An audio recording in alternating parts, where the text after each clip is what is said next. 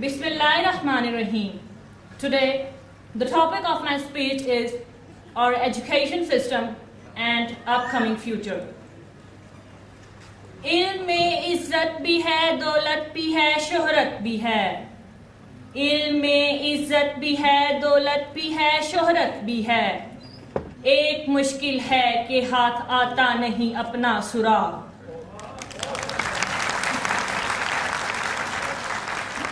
Worthy Mr. President and dear audience, of course the future of our nation is directly associated with our education system.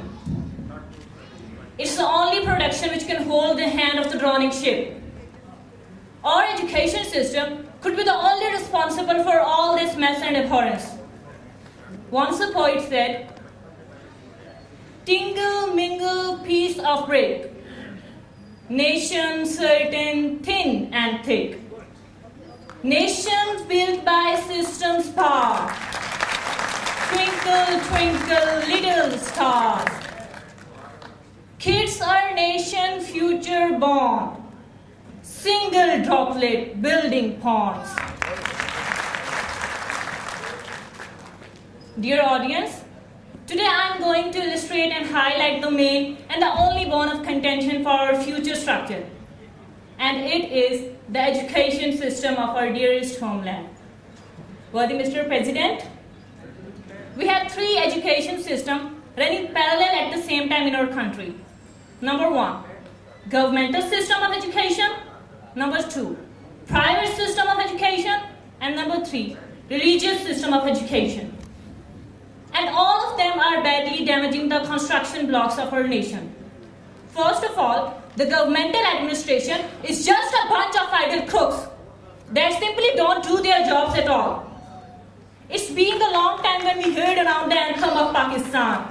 Pak Sar Zameen Shad Baad.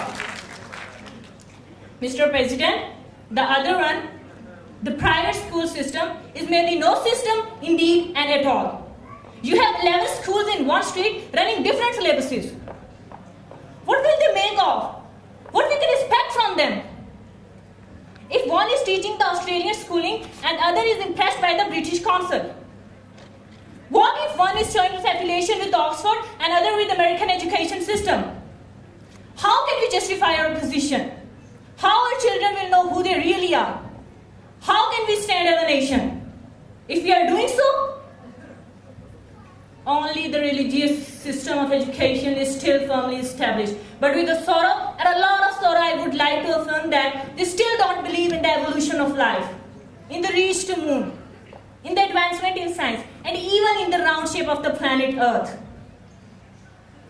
They don't have up-to-date knowledge with them, and thus we can't equip our kids with the latest science and technology and progress in knowledge. Very honorable audience, I'm sure all of you know what I'm saying. I'm saying that in the past 60 years, we produced a generation that never had a direction as a whole nation. They never brought up as a family. Rather, they have been jumping like toads from one fatherly entity to the other. And now, where we are. We are mob of people and bushes of iron grass. Yes, if we did realize our faults and errors, we were as honorable as modern nations are. We didn't really realize the situation till now, and we are not trying to realize it. Still, we don't have any change in our mind.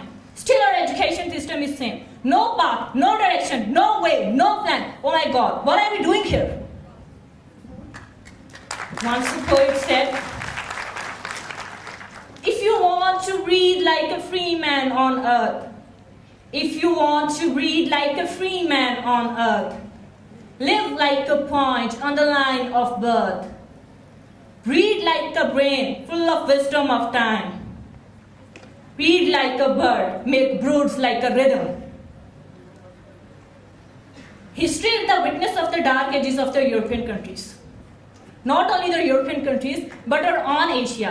The far eastern countries, especially the Japan, were the worst on the world.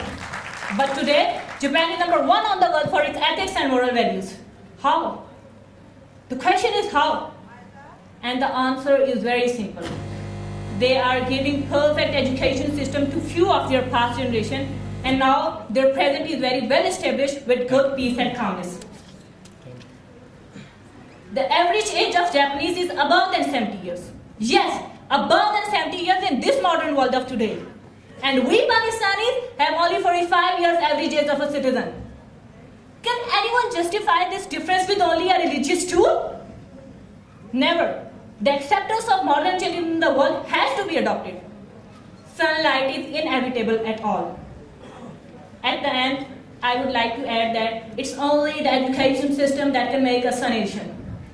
Otherwise, we will be just a mess of messes or wear a crowd like a sheep in herd. Thank you and good luck.